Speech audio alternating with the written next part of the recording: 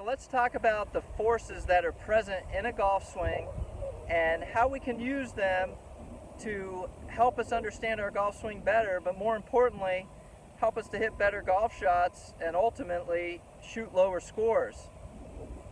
So the three forces that I'm talking about that we see in a golf swing are vertical, lateral, rotational.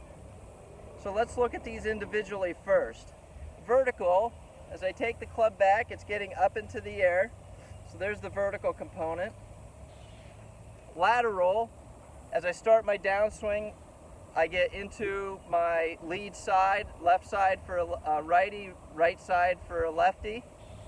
And then the rotational component, where my chest, the hips rotate. And so what I see is our students are out of balance in one, two, or all three.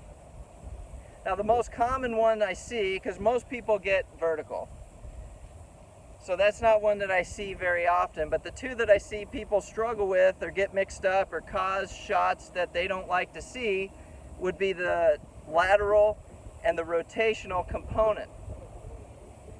So let's talk about how do we know if I have too much lateral or too much rotational. And I can actually learn that by watching the ball flight. So somebody who has a little too much lateral in their downswing, they're going to fight blocks and they're going to fight hooks. And here's the reason, is when I have good lateral in my downswing, or we could argue too much lateral, you can see how the club and my arms drop behind me, gets the path way out to the right. Depending on the orientation of the club face, that ball is either going to block or it's going to hook, or if I can square the club face, if I can get the club face oriented to the path correctly, I can hit a push draw from there. So if you're somebody who fights hooks and blocks, we probably want to look at the lateral component. And I'll give you some things to help you with that in just a moment. So now let's go to the other one. Let's go to the rotational. How do we know if we're struggling, we have too much rotational, maybe need a little more lateral? This is going to be somebody who fights pulling or slicing the golf ball. And here's why. I get to the top of my backswing. I start with too much rotation of whether it be my lower body, lower center, upper center, or both. And that's all just saying the same things in different verbiage. What's going to happen is the club's going to get out in front of me, the path is going to go left. Again, based on how I have the orientation of the club face, it could go left, it could, with a pull, it could slice, or I could get it matched up perfectly that I hit this little pull fade. So what are some things that I can do if I can identify that, hey, I need more lateral or I need more rotational? If you're somebody who needs a little bit more lateral in their swing, what I want you to work on is the first move from the top is going to be some weight or some movement, or this left hip towards the target as my arms stay up.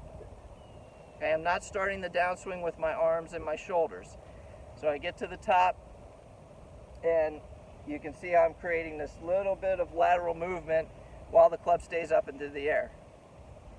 And if you're somebody who struggles with too much too much lateral, and you want to get a little more rotational in there, that very simply is feel like we start the downswing with our arms and rotation of our lower body, and there's a couple different ways you can think about this. I'm going to get my left hip out of the way, so my left hip pocket's going to go behind me. My right hip pocket's going to go to the golf ball. There's a million different ways you can think about that. But it's just a little insight into your swing. First and foremost, read your ball flight. I tend to pull and slice. Okay, too much rotational, got to get some lateral in there. I tend to block and hook. Too much lateral, I need some rotational. If you have any questions, you can reach me at mark@durlandgolf.com or on Twitter @durlandgolf. Thanks for watching.